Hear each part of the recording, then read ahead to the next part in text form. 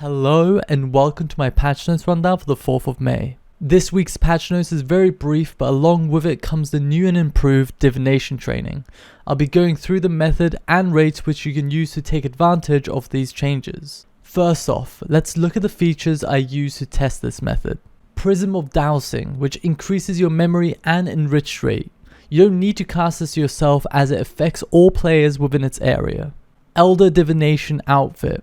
This set has several significant effects and is easily one of the strongest within this list.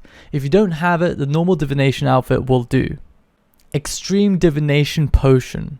After some testing, this potion seems to increase your memory and enrich rate slightly, so it's worth using if you have access to it. Decorated Divination Urn.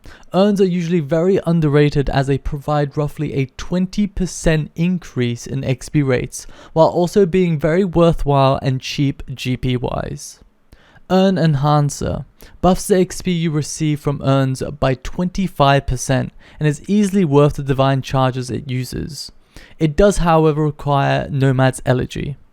Ethereal Connection. This increases the duration of a spring by 30 seconds. It does exactly the same thing as the Divination Cape, but they do not stack. Chronicle Attraction. Catching Chronicles within 6 seconds of its spawn gives you an enriched Chronicle, which provides more XP. And considering that Divination is now crowded, this is almost essential if you want to catch Chronicles losslessly. Nightmare Muspa. The familiar is really powerful and infinitely better than its competition, the light creature, which fell out of meta years ago. Inspire Effort Relic. This is definitely not necessary, but it's a simple 2% increase in XP rates, which is nice. Divine Conversion. Now this relic is essential. It converts all your memories in one action, similar to the Gathixian Cash buff, but it's guaranteed. This speeds up your energy and XP rates by up to 40%. Ring of Whispers. This gives an invisible +3 boost to divination, which increases your memory and enriched rate. The other option is the Pontifex Observation Ring, which provides 1% more divination XP. One thing you could do is bring the Pontifex Ring as a switch for when you deposit the memories, since that's when you get the majority of your divination XP.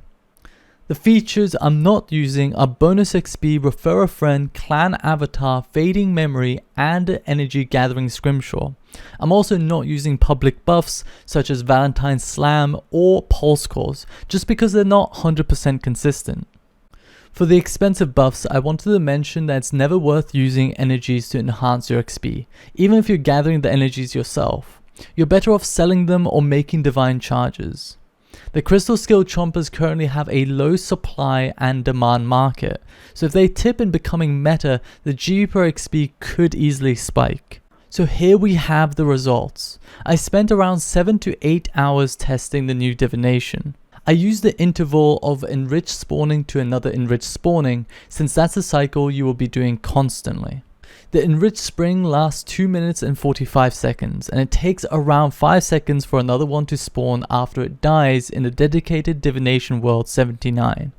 It is very important to note that this method is only powerful because of the fact that you can have a constant upkeep of an enriched spring. It competes very closely with Hall of Memories, but doesn't require 2-ticking and is very AFK in comparison. A noteworthy fact from my testing. I was getting just over 36k XP per hour from Chronicles, which is included in the rates above. However, it's important to mention that I doubt my sample size is large enough for this to be accurate within a 5% margin, since Chronicles are relatively rare.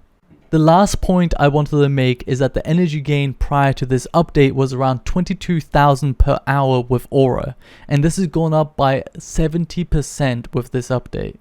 Anyways, that's it for the Divination Improvement Review. Let's continue with the patch notes. Time sprites will no longer disappear when inside Bandos' Sanctum. This is really nice because now you're able to tell which excavation spot the time sprite is traveling to. The game world is now responsive while the escape menu is open. Enhanced Excalibur will now continue healing after teleporting. And that's it for this week's patch notes. The divination quality of life changes are really nice, but I don't know how I feel about it being so close in XP rates with Hall of Memories, especially considering the low effort, but I do like the community aspect of it. Anyways, that's it from me. Thank you for watching and take care.